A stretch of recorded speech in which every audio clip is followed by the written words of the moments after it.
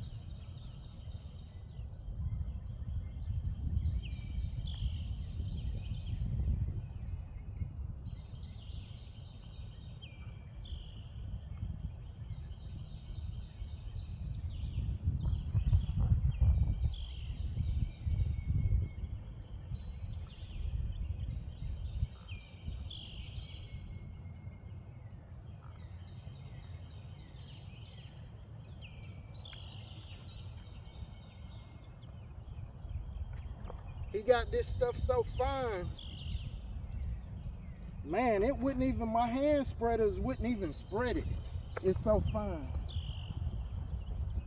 He used a big spreader truck on his fields with it.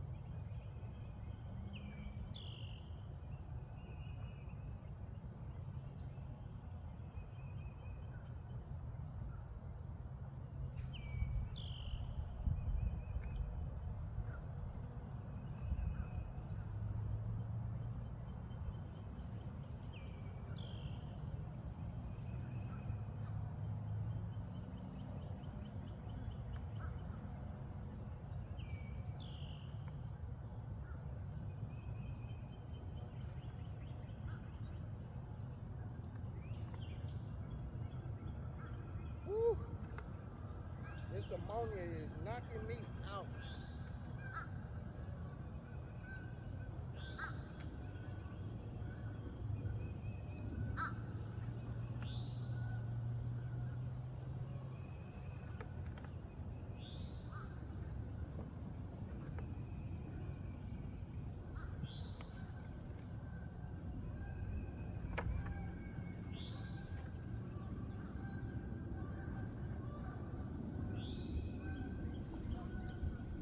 Half a 5-gallon bucket, right down to the end.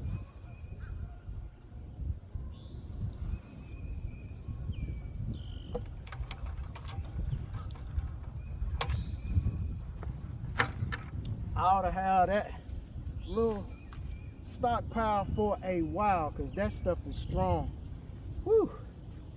That stuff was hot on them gloves too. Speaking of rain, I feel a few drops on me now. But that's what we got going on right now, y'all. I already done stuck a few things in some of these planter boxes over here. I pretty much just put in the tomatoes that I'm gonna grow this year.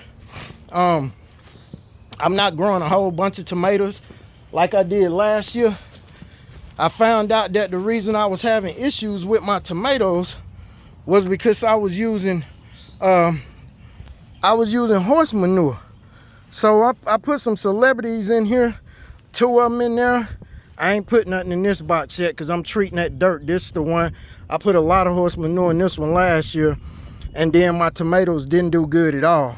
But then over here in this one, I got some Better Boys. These are just the celebrities and the Better Boys. They just for my sandwich tomatoes, and these is my baby girls. This is her little box. She loves cherry tomatoes. But around over here in the front of the barn, I think I'm gonna stick some sweet potatoes off in here and maybe some cabbage in this one. And over here, this one, I already filled it up. This is my herb box. So everything that's in here, I got onions, chives, all kind of mints. I got some cilantro. I got my rosemary. I got like 3 different kinds of mints in here and lemon balm. So let's see, I got peppermint, spearmint, 2 mojito mints, because I love that stuff, and a lemon balm. And then I got 2 things of cilantro back then. Of course, I got all them chives I had since last year. I moved them all back. But I stuck these onions in the other day, and these things were, I didn't think they were gonna make it. One of my coworkers gave them to me, and I stuck them in, and man, they done start growing. They getting long. The tops is brown on them and stuff, but they are, man, that sucker done got long. When I put all of them in the other day, every one of them was about as high as this little twig sticking off. Now, you see the height difference, and that's been, what, 4 days, I think it's been. And I transplanted my rosemary from one of my other boxes on the other side of the barn. And it's doing great over here. This box just grows everything phenomenal. This was my first box I built. And I built these boxes to eat off of themselves. And what I mean by that is, I first built them, I used sawmill scraps. And with knowing that it was going to decay from the dirt, I just surrounded it with tin. So that way when it fall in, it's kind of like a, what they call it, Hugo culture. I think that's what it is when you put like the wood and stuff in there. So I did that one like that. And I did this one the same way. Same thing, sawmill scraps. So it do the same thing. Both of these boxes will grow like crazy. And I got this box I'm using as a compost box. These are all the stalks and old leaves off the greens that was in here. My wife, she picked all of them and processed them up. And I got another box on the other side over there up against the barn. But I'm gonna put something in these little boxes right here next to these big boxes. But that's pretty much what I got going on. I'm gonna get ready to stick my pepper plants in. I got me a bunch of got me a bunch of different peppers because I gotta have my peppers for my sauces and my rubs. So I got different ones. I didn't get but about 8 or 9 plants, maybe 7 or 8, and but they all different varieties. So I gotta go on and get them stuck in before it get too late. I'm probably just gonna stick them out here on the field, but I want to let this fertilizer kind of get off in there before I stick them in, because I don't want them to burn and everything. But anyway, y'all, let me know how y'all garden coming along. That's how mine doing. So hopefully this year I can get a harvest and the animals won't eat everything up, and hopefully everything will grow better this year. My dirt look great, so we'll just see what God got to say about it. But anyway, I'll holler at y'all on the next one. Peace.